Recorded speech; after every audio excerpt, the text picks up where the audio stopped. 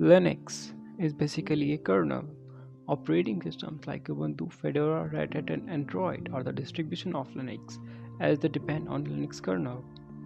But what actually a kernel is? A kernel is something that acts as an intermediate between operating system and hardware for controlling and accessing the underlying resources, and mostly come with the operating system itself. So, one may ask, what is the history of the Linux? Linus Torvalds is the creator of Linux. He had written the Unix operating system from scratch. Of course, with major modifications, the resulting operating system is known as Linux. Now, let's go to something called directory structure. But before going forward, there are two things to remember. First, there can be multiple users in Linux, along with root user. Second, everything is a file in Linux. Now, this is a directory, and this is a root directory. It contains each and every file in a hierarchical way. Let's take a look into this hierarchy.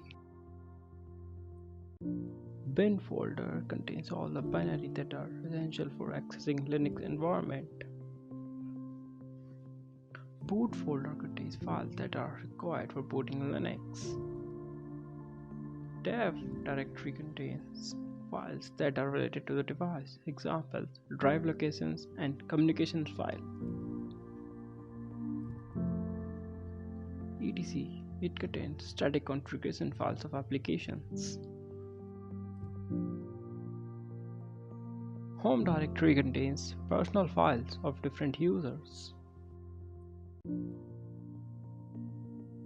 Lib contains different libraries that are used by different applications.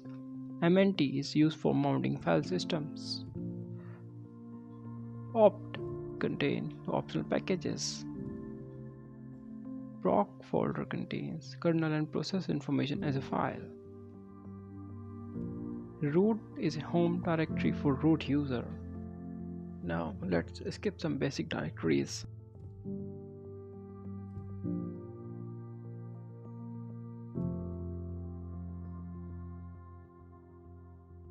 User directory contains majority of user utilities and applications. Where directory contains files that are expected to change continuously. Now let's talk about Linux terminal. Here is the default view of Linux terminal that shows up when you starts. This line indicates the current status of the terminal.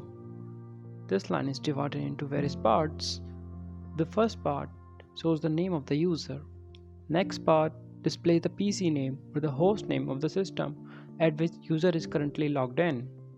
Next part shows the current working directory of the user. And the final part shows the user type. That is, if the user is standard user, it displays the $sign and displays a £sign if the user is root.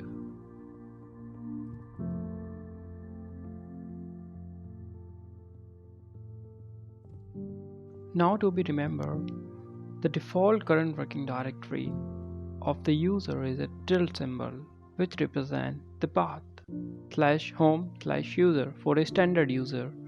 This directory is also called the home directory of the user. Similarly, the home directory for the root user is /root, which is equivalent to tilde symbol if the user is root. As stated previously, the / symbol indicates the root directory.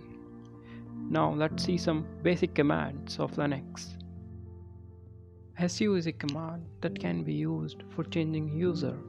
Example, to change user to a username Fox, we have to write su space hyphen space Fox and press enter key.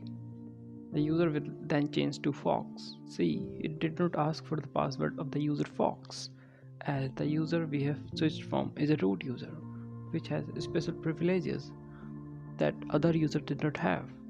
We will study this root user and permissions in next video of this series. Now if we try to switch user from the current user, we have to provide password for the user to be changed. An example of this is illustrated in the video.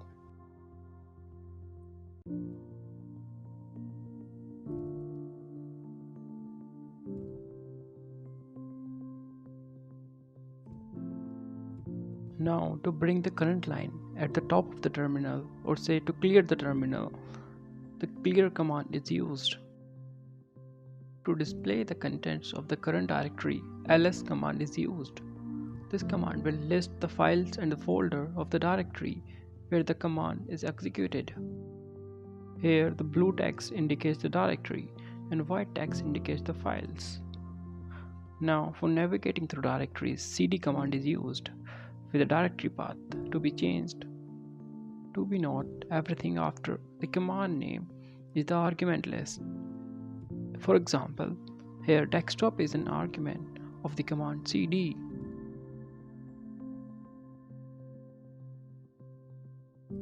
Now to show the content of a file, cat command is used.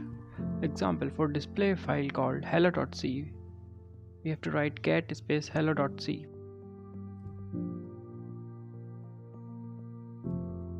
Now to go back to the previous directory, cd space dot dot is used.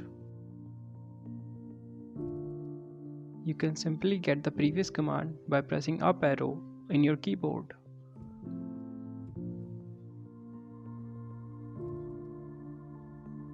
Now we can modify it according to our needs.